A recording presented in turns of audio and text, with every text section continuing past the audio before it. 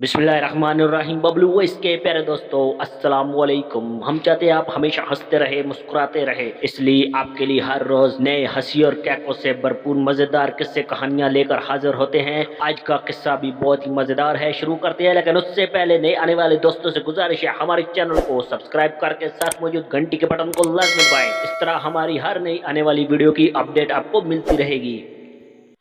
एक बीवी जिसने अपने रवैये से खावंद का जीना हराम किया हुआ था, अचानक एक दिन खावंद को सुबह सवेरे नींद से जगाया और निहायत एहतराम और मोहब्बत से कहा, मेरे सरताज उठिए, सुबह हो गई है।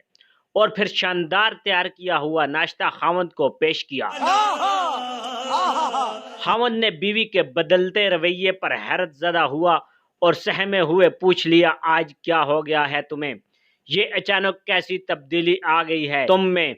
बीवी ने कहा, कल हमसायों के घर में तबलीग वाली बीबियां आई हुई थी, कह रही थी कि जिस मर्द की बीवी बदजबान और बद अखलाक होगी, अल्लाह उस मर्द की मग़फ़िरत फरमा देगा और उस मर्द को बीवी की बद अखलाकी और बदतमीजी बर्दाश्त करने पर जन्नत में भी दाखिल कर देगा। खावंद ने कहा, यहाँ तक तो ठीक है, आगे? बीवी ने गुर्राते हुए कहा, जन्नत जाना है तो अपने अमलों से जा, मिस ना बनकर मेरी वजह से क्यों जाता है?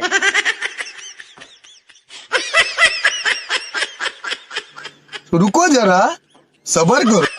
तल्ख हकीकत। एक चूहे ने हीरे को नगल लिया और हीरा के मालिक ने चूहे को मारने के लिए एक शख्स से रब्ता किया।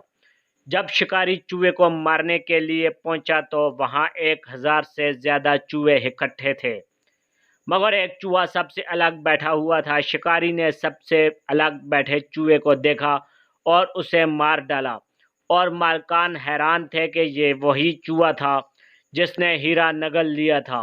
हैरान हीरे के मालिक ने पूछा, आपको कैसे पता चला कि ये वही चूहा था?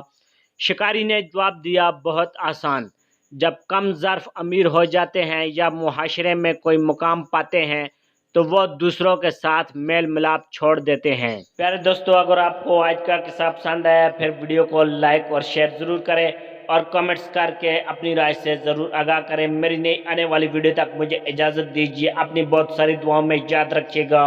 अल्लाह हाफिज़।